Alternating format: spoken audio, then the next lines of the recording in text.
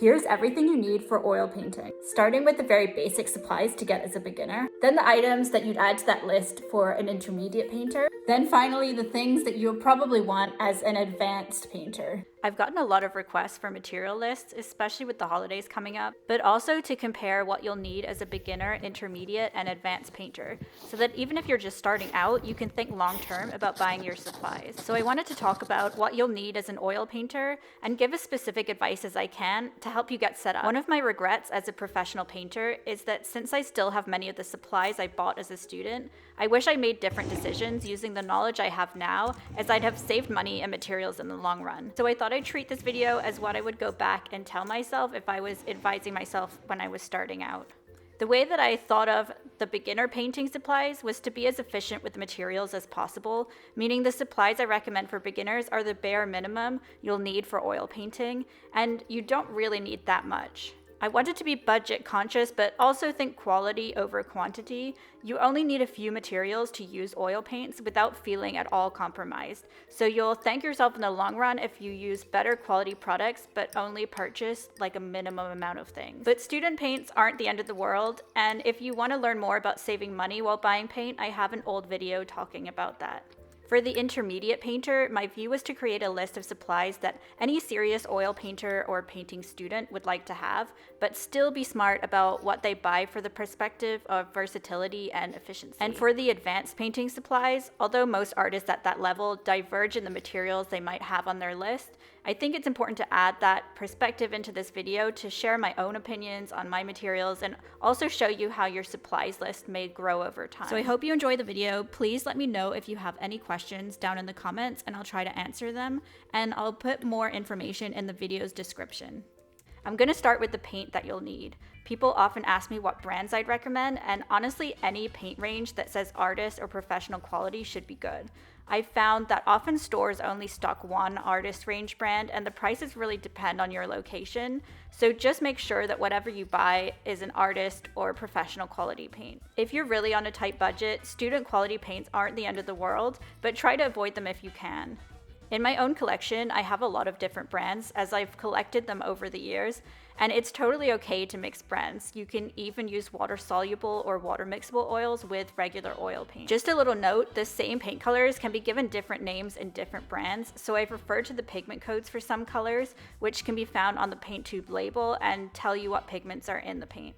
For beginners, I'd recommend you keep your palette as small and efficient as possible by buying a primary palette of 5 paint colors, starting with titanium white to tint, burnt umber to tone your colors, then quinacridone magenta, PR122, phthalo blue, PB15, and azo yellow medium, PY75.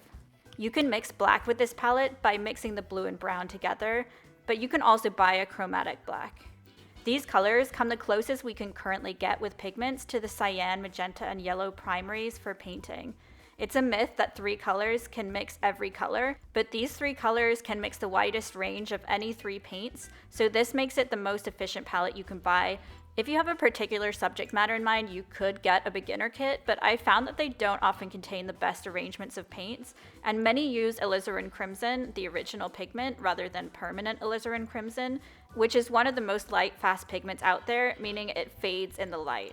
Another thing I'd mention for beginner artists is if you're building your collection of paints from scratch, I'd really recommend you get water mixable or water soluble paint. They are the same as other oil paint, but instead of needing mineral spirits as a solvent, you just use water, which makes it a lot easier to go solvent-free and non-toxic. Now for intermediate artists, I'd recommend a split primary system. This means a warm and cool version of each primary color. This palette is based around the older idea of the primaries as red, yellow, and blue, but you can use the CMY primaries in the previous palette in this palette. The language around color and the science of physical pigments versus the perfect color science is confusing, but essentially most artists in history have used some version of a split primary system, as it allows you to mix much more vibrant secondaries than you would with any primary palette, even the one that I've just mentioned. You can substitute any colors that you like into this palette, but these are my recommendations. Once again, you have titanium white and burnt umber. Then you have a warm red. I recommend naphthol scarlet, which is PR188. Then you have a cool red, which you can use the quinacridone magenta from the previous palette. Then you need a warm yellow. I recommend Azo Yellow Medium or PY75, or you can use Cadmium Yellow Medium. Then you have a cool yellow. I recommend Hansa Yellow Light, PY3, or Cadmium Lemon. Then you have a cool blue. You can use phthalo blue again. And warm blue. My recommendation is ultramarine blue, PB29. Both a primary and a split primary palette are really all you need to paint most colors. However, advanced artists often have a particular style or subject matter that may mean they have more specific needs. So I want to list a number of palettes advanced painters may want to choose and what they are good for. I have lots of other videos detailing this more if you want to look up the colors, and I'll add more info in the video description. So I'd recommend advanced painters look into the Zorn palette or the Daniel E. Green palette for landscapes or portraits, as well as the glazing palette for transparent techniques. Another recommendation I'd have for advanced painters is to get an underpainting white. Most whites and some light colors are actually bound in safflower rather than linseed oil, because even though linseed is a very strong and all-purpose medium, it can yellow over time. But safflower oil takes longer to dry, so getting an underpainting white, which is actually bound in linseed oil, means that you can paint in layers and follow the fat over lean, slow drying over fast drying painting rules much more easily and prevent cracking in the long run.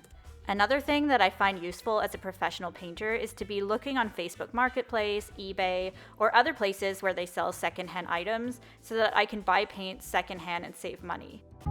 So next I'm going to talk about additives. These are the things that you add to your paint, and basically they come in two categories. There are the solvents and oil mediums. Most oil painters pick one of each, so here are my recommendations. Solvent just means the thing that breaks down your paint so that you can wash your brushes before soap and water, or even to thin the paint to create a wash in the first layers of your painting. For most paints, including water-soluble oils, the solvent is water. But for most oil paint, water doesn't break down the oil, so you need to use a mineral spirit or paint thinner instead. Solvents range a lot in the amount that they evaporate into the air, and so fast evaporating solvents like turpentine should be avoided. For all levels of artists, I'd make the same recommendation. My suggestion is to choose an odorless, slow evaporating mineral spirit like gamsol or lavender spike oil. Then keep it in a brush cleaning tank or jar that has an airtight lid and coils, mesh, or some kind of agitator at the bottom to help knock the paint off the brush. Beginner oil painters can DIY an agitator in a regular jar using a mini sink drain, strainer, wire, or punching holes in a pop can and sticking it in the bottom of a jar. You can use a jar without an agitator at the bottom, but the advantage is that the oil paint sludge sinks to the bottom below the coils, so you don't get the brush dirty when you put it in to clean it by disturbing all the paint at the bottom. You can learn more in my other videos, but one thing to note is that solvent and paint sludge separate in the jar overnight, and you can pour out the clean solvent on top and reuse it, which is something many new artists don't know, and it means you don't need to go through solvent that fast. Like, it can all be reused except for what evaporates into the air. You can even reuse the paint sludge that collects at the bottom, and you can turn it into new paint, and if you want to know more on that, I have a full video. But basically, I use gamsol to clean my palette and clean my brushes. I rarely use it while I'm painting because it's better not to use too much solvent while you're painting, but I might use it in the first few layers as a wash. This additive is oil medium. Again, beginner or advanced, my recommendations would be the same. The best all-around oil medium is either an alkyd medium like Liquid Original or linseed oil. They are both the best balance of fast drying, strong, and flexible. You can keep the medium on the palette in a jar, or in my case, I use liquid in a reusable silicone cup mold as it's easy to clean. But please be careful when disposing of oily rags, as any oil medium can be a fire hazard.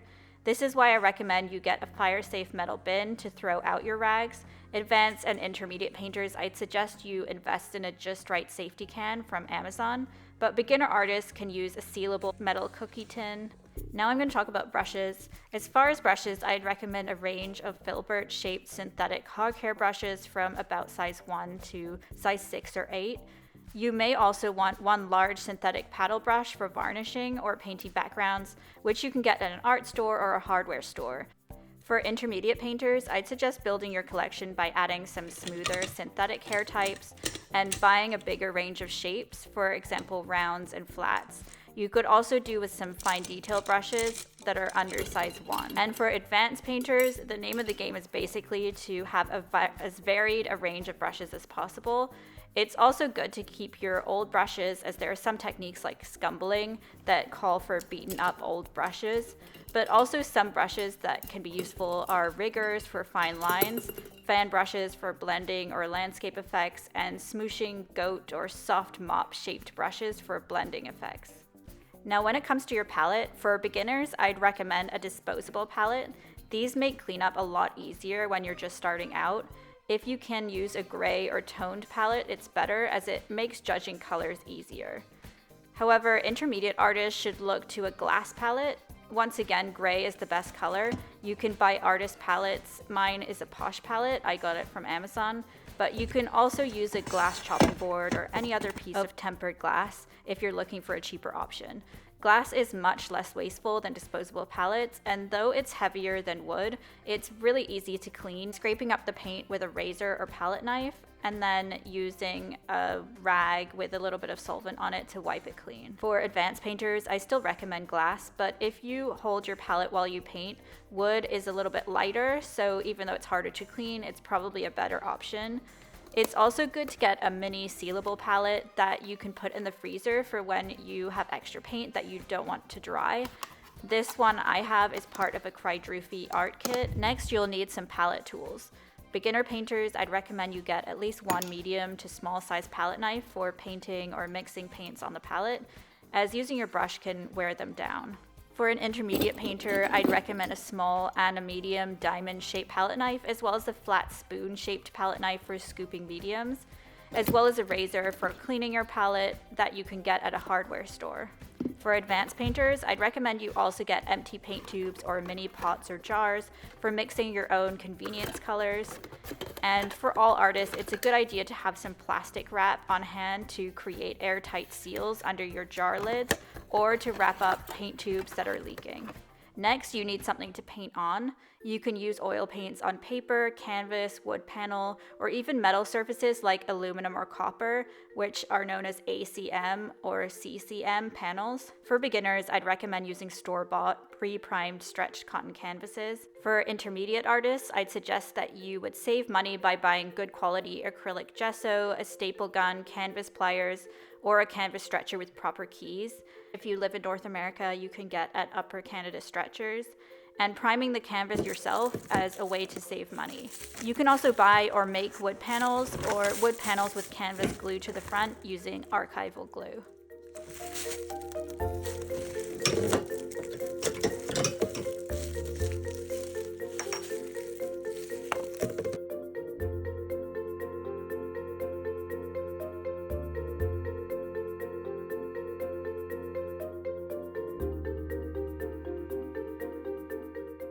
Though the challenge with metal surfaces is that if they get dropped, they can be damaged, and also they're more challenging to frame and ship.